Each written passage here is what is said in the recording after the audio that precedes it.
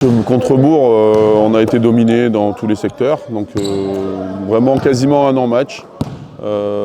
Ça a été quand même une surprise pour nous parce que c'est vraiment le match qu'on a le moins bien joué depuis le début de saison et c'était pas prévisible. Donc voilà, une claque. Et puis derrière, à Nanterre, j'ai envie de dire qu'on a trouvé une équipe déjà plus solidaire. On a été dans le match longtemps.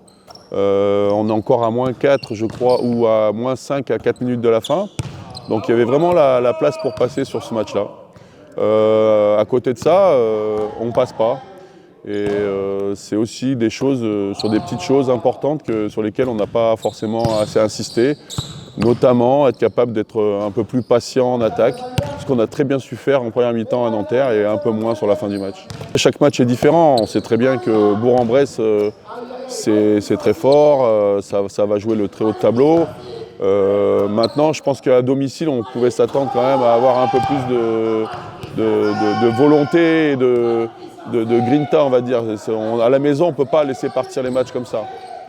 À Nanterre, c'était différent, c'est à l'extérieur, c'est une équipe qui venait de perdre à Limoges.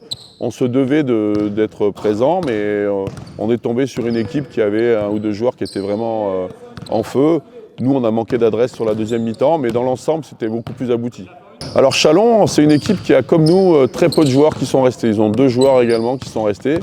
Donc il y a forcément une mise en place un peu plus longue que les autres équipes qui en ont gardé 4 ou 5 joueurs de la saison passée.